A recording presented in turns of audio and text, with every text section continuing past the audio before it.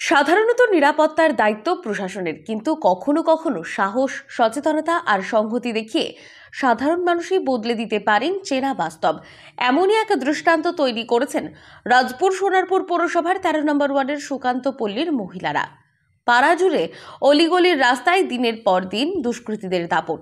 মহিলাদের ওপর টোন টিটকারি, মদ্যপানের আনাগোনা, এসব থেকে মুক্তির জন্য তারা এক অভিনব পদক্ষেপ নিয়েছেন। আমাদের এখানে সব মিলিয়ে 12টা মতো সিসিটিভি আমাদের লেগেছে, যাতে 1 লাখের মতো খরচা আমাদের পড়েছে।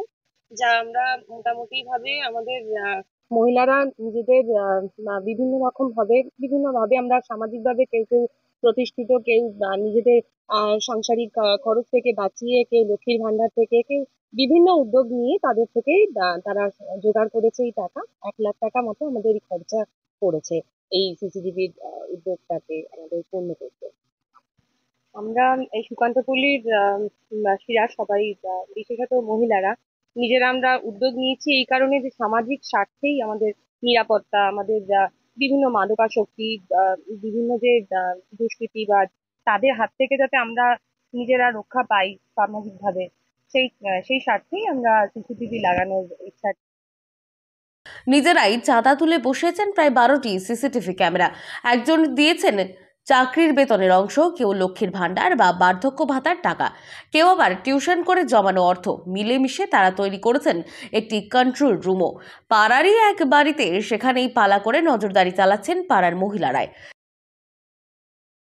হ্যালো, আমি এখানে অনেকদিন যাবৎ এখানে আছি। আমাদের পাড়ার নানান রকম দুষ্কৃতীদের অত্যাচার হচ্ছিল এবং নানান রকমের ছেলেরা উৎপাত করছিল, মেয়েদেরকে টিচিং করা এবং নানান রকম, এবং যার জন্য আমাদের এই যে ব্যানার্জিরা বা আরো যে বয়স্ক মানুষরা আছেন, এনাদের সহযোগিতা আমরা আজকে সবাই এখানে এগিয়ে এসেছি। আমরা কেউ সেরকম ভালো সার্ভিস করি না, তবে আমাদের দিদি আমাদের যে উপকার করেছেন, আমাদের দিদি আমাদের যে সহযোগিতা হাত বাড়িয়ে দিয়েছেন, সেটাই আমাদের কাছে বিশাল পাওনা।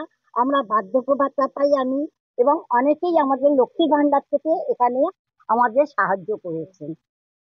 এলাকার এক বাসিন্দা জানান, সিসিটিভি বসাতে খরচ হয়েছে প্রায় 1 লক্ষ টাকা। বার্ধক্য ভাতা থেকে টাকা দিয়েছে, কিন্তু মনে হচ্ছে এটা সবচেয়ে বড় বিনিয়োগ। আরেকে বলেন, রাত নামলেই রাস্তায় বের হতে ভয় লাগতো, এখন বুকটা একটু শক্ত করে বেরোতে পারি। এই উদ্যোগে খুশি পাড়ার প্রতিবেশীরাও। মহিলাদের এই উদ্যোগে সুরক্ষার আশ্বাস মিলছে এখন। পৌরসভার 13 নম্বর ওয়ার্ডের কাউন্সিলরও প্রশংসা করেছেন এই উদ্যোগের। তার মতে, মেন রোডে সিসিটিভি বসানো সম্ভব হয়েছিল ঠিকই, কিন্তু প্রত্যেক অলিতে গলিতে নজর রাখা সম্ভব ছিল না। এই মহিলা প্রচেষ্টায় এখন অন্যান্যদের কাছে উদাহরণ হয়ে থাকবে। সচেতন নাগরিকদের এই প্রয়াস দেখিয়ে দিল, নিরাপত্তা শুধুই কারোর ওপর নির্ভর করে না, তা করে ওঠে একজোট হয়ে। দক্ষিণ 24 পরগনা থেকে সুমন সাহার রিপোর্ট, লোকাল 18 বাংলা।